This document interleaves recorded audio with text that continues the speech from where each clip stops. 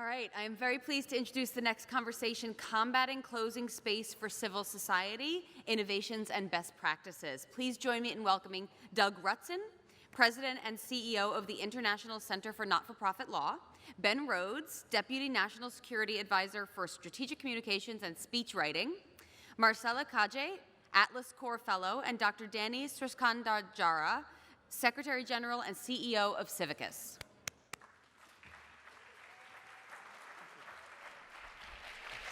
Where do you want me? That's where I'm going.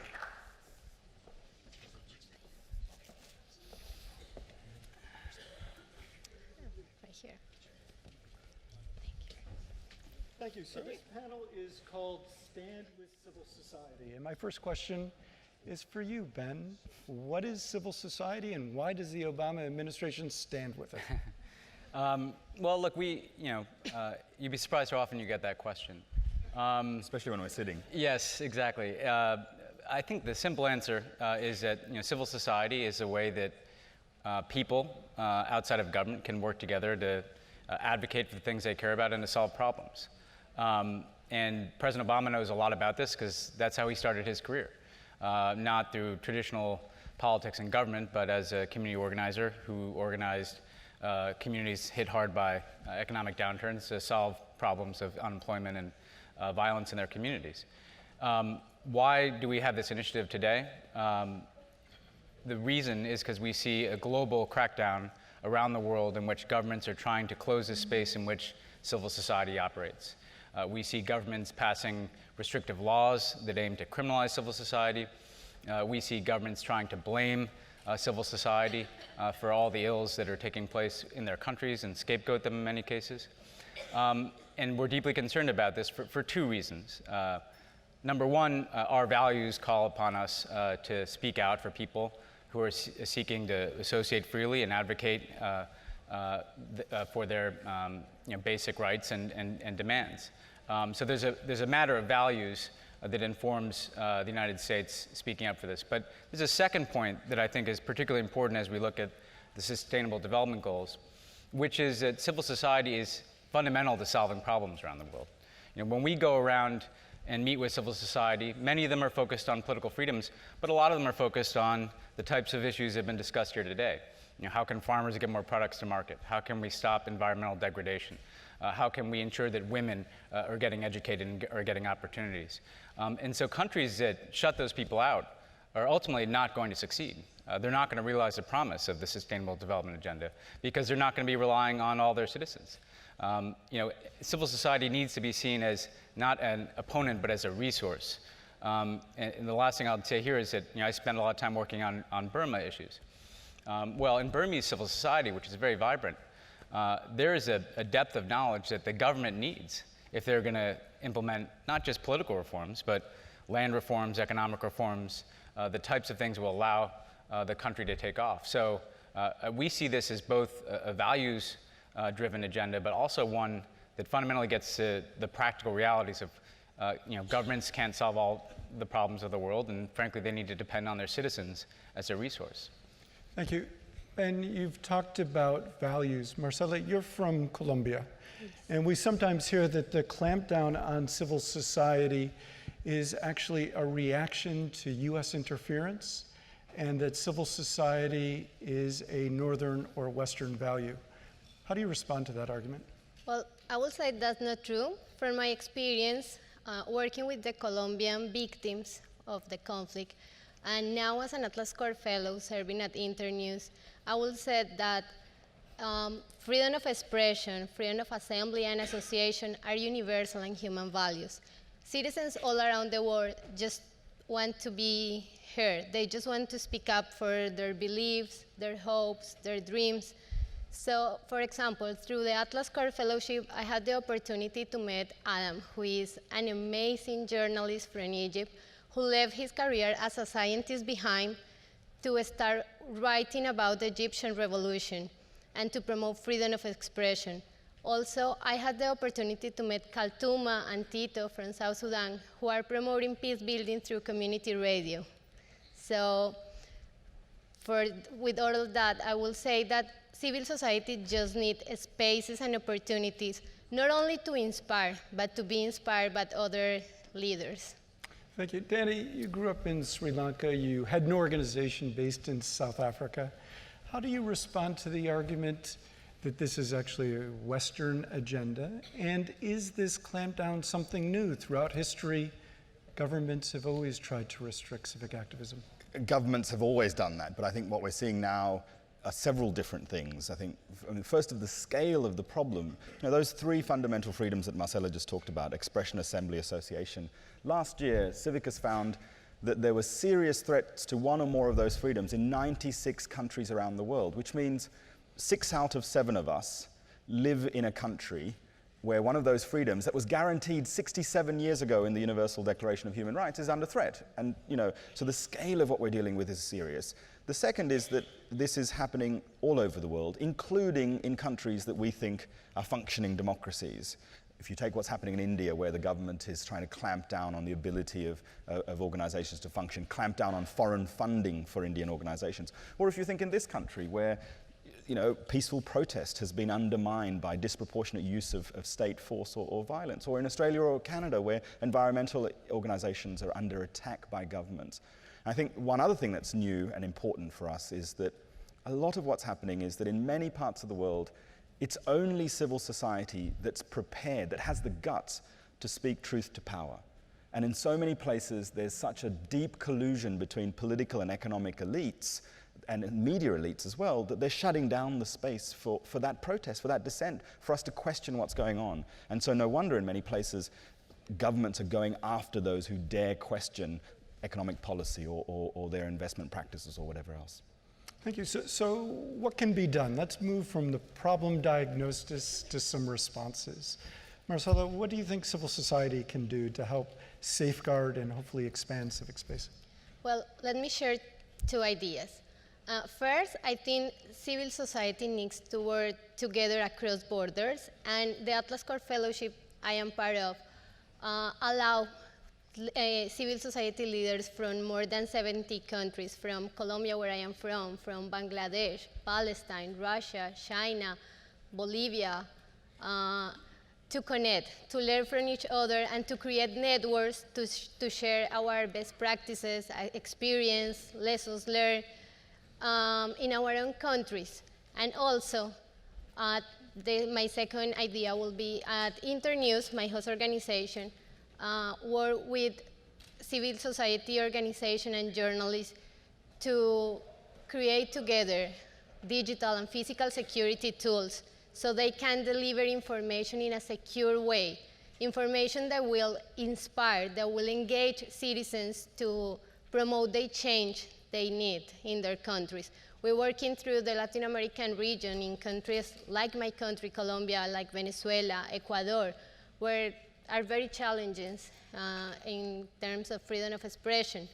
And those 2 ideas led me to one thing, is that civil society needs leadership, and those leaders need training so they can strengthen their skill and develop new ones. They also need the opportunity to create networks so they can promote the freedom of expression, they promote the freedom of assembly, but also they need to use and to understand the power of social media and the ICT tools to amplify their voices and to speak up and to inspire. Thank you. So the response must begin with local leaders, leaders like you. Ben, what's the role of governments and international organizations? Well, I think first of all, there has to be a rejection of the basis of your earlier question about this being a U.S. or Western imposed value. I think too often there's a kind of reticence to challenge governments when they advance a narrative that we're different and our interpretation of universal values are different. And since the United States funds some NGO that may have some operation in our country, all of civil society is going to be shut out. I think that when you get in these international forums, and sometimes there's a mentality that We don't want to challenge narratives that have to do with state sovereignty. But the fact of the matter is, what's happening is you do have an information revolution. You do have people who can get access to information. Governments are afraid of their own people. And governments are therefore trying to restrict any access to information, any access to organize. They're going to lose. I don't have any doubt that in the long run, a government that is afraid of its own people is not going to be stable and is not going to succeed. They may appear strong in the moment, but they're not going to be over time. So I think we have to, number one, rebuild the norm associated with universal values. And we need to de-Westernize the notion that if somebody wants to assemble or advocate for an issue, they're a tool of Western interests. That's bogus, it's wrong, it's false, and people have to speak up for that. And by the way, not just the American government, we need governments in other parts of the world to be enlisted in this, particularly in non-European, non-Western parts of the world. And we've, I think, seen the beginnings of some coalitions of democracies that are raising their voices, but I think we need to encourage more. That's an excellent point. What about international organizations, the UN? Well, I'd say a couple of other things. One is there has to be an effort to understand the laws that are being passed in these different countries. And there has to be an effort to, frankly, challenge and push back against those laws. Frankly, in some cases, in the more extreme cases, it's just going to involve workarounds. So there's some very entrepreneurial civil society organizations who are finding ways to recalibrate and reorganize themselves as charities and advocate for their issues, but that's a stopgap. I think there has to be an effort globally to push back against the legitimacy of laws that shut out the ability of citizens to be heard. I think secondly, it's very important that we do more to connect civil society to one another. They can learn from one another. Precisely because these governments are copying one another's laws, a civil society organization that is figuring out how to deal with that in Cambodia could learn or inform one that is dealing with that in Ethiopia, because they're common and similar challenges. So I think there has to be an effort to connect civil society, to learn from one another, and frankly, the United States government doesn't always have to be the convener there. There's a huge role for non-governmental organizations to help that connectivity, because when we're doing it, it frankly can feed in the narrative. But we are trying to focus on developing regional approaches that say, here's what's working in one place, you can learn from it someplace else. And so use some convening authority, but try to galvanize others to fill some of this space as well. And I think that there can also be diverse sources of resources for civil society. You know, I think that we in our own government got a little complacent with our traditional resourcing. We have some very important partners that we've worked with for years, but I think what we need to see are, I think there are probably people in this room, and there are people all over the United States and many countries who would want to support environmental activists in Australia, or people trying to engage in peace building in Colombia, or people trying to speak up for their right to association in Venezuela. But they're not connected with the organizations in ways that they could be. Imagine if you could find a way to essentially look at an inventory of people who are doing things around the world and provide resourcing, whether you're a foundation or an individual or a government. So I think we have to find ways to build networks across civil society and ways to build resourcing across governments and non-governmental organizations so that people can put their money where their mouth is in terms of standing up for civil society. Thanks. Danny, what would you recommend to people in this room and people watching online? What can they do if they're interested in helping to expand civic space? Well, I think I feel myself very lucky to work for an organization like Civicus. We're member-based. We have members in 170 countries, and I get to meet some amazing activists all around the world. And when I ask them that question, what can I do? What can people like the ones here do? The most common answer is around solidarity. It's the fact that if this is a universal phenomenon, if this is about states all over the world encroaching on our right, our freedom to speak out, to organize, to mobilize, then the first thing we need to do is stand together. And there's different elements of that, I think. First is this need for the well-resourced, privileged bits of civil society, especially the organized non-profits. We have billion-dollar turnover non-profits. They need to show solidarity with the smaller, struggling, less organized, informal bits of civil society. They can't somehow pretend, hey, we're just into service delivery, and it doesn't matter that that rights group over there is under attack. We need that form of solidarity.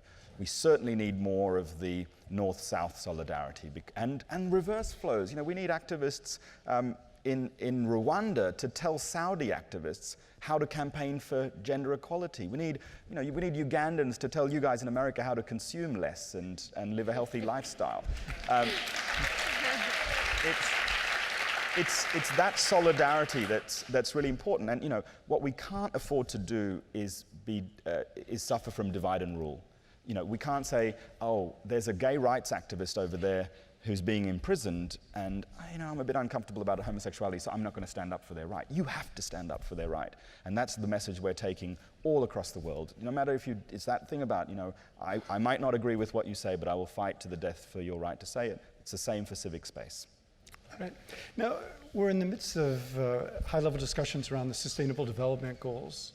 A question for anyone on the panel. What is the potential of the SDGs to help expand civic space, and what needs to be done to help reach that potential?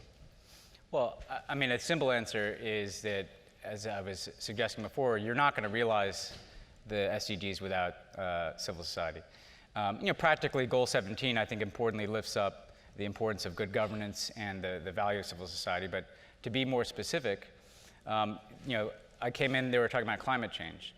If you are going to have developing economies skip dirtier phases of development and get to clean energy economies, you're going to need to reach outside of government for those solutions. And you're going to need to deal with environmental activists who thought this through, and you're going to need to deal with entrepreneurs who thought this through. If you are trying to bring, certainly, the types of gender equality that is envisioned by the SDGs, there has to be a very steady effort to promote gender equality and the notion that a woman needs to have the same ability to reach her potential as a man in any part of this world. Part of that is the types of laws that are needed to protect women's rights. Part of that is civil society doing tremendous things on awareness.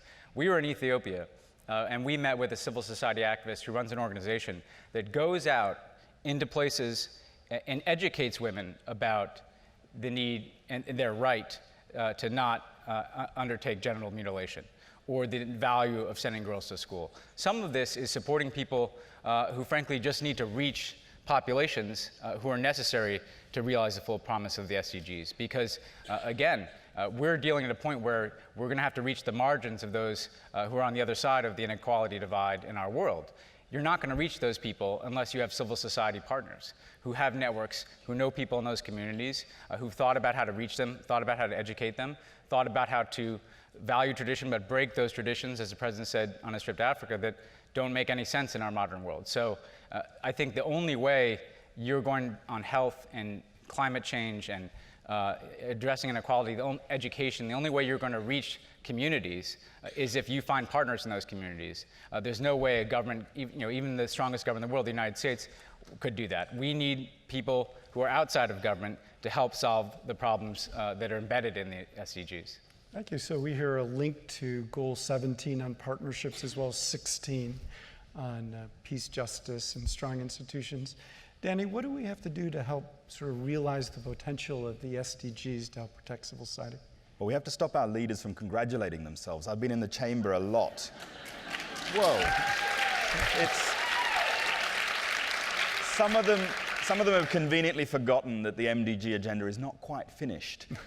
And so I think we need to remind our leaders to take the language of the SDGs out of diplomatic speak, diplo-speak, and make this about a shared vision for people and planet in 2030. To me, that's what's exciting. The MDG agenda was about poverty, it's about what rich countries can do for poor countries, what you can do with your aid.